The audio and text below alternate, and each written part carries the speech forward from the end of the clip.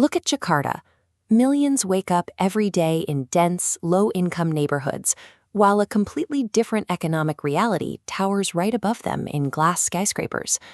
Data from the World Bank shows that this isn't a minor gap. Roughly 68% of the population lives near the poverty line. At the other end of the scale, the ultra-high net worth group consists of just 3,800 individuals. For most people, the strategy to move between these two worlds is simple. You simply work more hours. You trade a full day of physical labor for a single day of wages. This creates a linear operating system. Because your income is tied to your presence, it hits a fixed biological limit. You can only work so many hours before you physically run out of time. In this system, hard work is a requirement for survival, but it is mathematically incapable of generating significant wealth. Your earnings can only grow as fast as your clock. When your income is strictly linear, you tend to see wealth as a finite pie. If you believe the total amount of money in the world is fixed, then any large fortune looks like it was extracted from someone else. This belief makes success look like a zero-sum game of theft.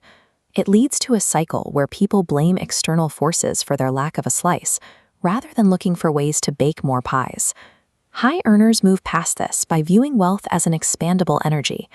When you create something people want, the value ripples outward, growing the total market for everyone involved. Moving into the top 1% requires shifting your focus from defending a fixed resource to identifying where you can add new value to the system. To move beyond linear growth, you need what Archimedes called leverage. By using a lever, a small amount of input on one end creates a massive output on the other. The first lever is capital. When you invest, your money works for you. The return on that investment compounds over years, until the money you earn disconnects from your time entirely. Warren Buffett utilized this mechanic to its extreme. He doesn't trade his hours for a paycheck. He deploys capital into productive companies and lets the math of compounding do the heavy lifting. The second lever is labor. By hiring others, you utilize their linear time to scale your operations.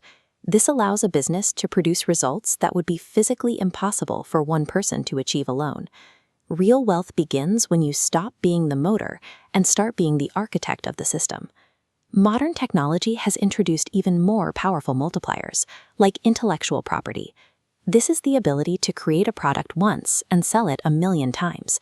Walt Disney built his entire company on this principle. He designed characters like Mickey Mouse once, then replicated that single design across movies, clothing, and theme park attractions for decades. Today, code and network effects provide the highest form of leverage. As shown in this node network, the value of a platform increases automatically as more users connect. Meta uses this model for Instagram. Users provide free content, while the code captures value through advertising. The most successful individuals don't rely on just one of these. They stack capital, leverage their labor, intellectual property, and code together to build machines that run without them. Most people fail to build these machines because they are impulsive. They abandon a project the moment it gets difficult to chase a different trend, hoping for a faster shortcut. Leverage requires time to reach its full potential. The 1% possess a trait called hyper-obsession, the willingness to stay in one lane for years, perfecting a single craft until the compound interest of their skills takes over. You can see this obsessive focus in Kobe Bryant. He didn't switch sports or look for shortcuts. He spent his entire life studying the same game, obsessively reviewing tape and clipboards to find the smallest possible advantage. When you constantly change your path to chase a new hype, you reset your progress. You never stay in one place long enough for the leverage to actually work. If you are going to stay in one lane and refine a craft, you need a constant stream of new data to improve. This requires viewing the world as an infinite library. Many people stop their education the day they graduate. They assume they already know enough to navigate the world, which effectively freezes their skill level for the rest of their lives. In contrast, elite investors like Ray Dalio are famous for their humility. Despite his massive success, he constantly seeks out new perspectives and is comfortable admitting when he doesn't understand a new market shift. This process turns raw information into effective judgment.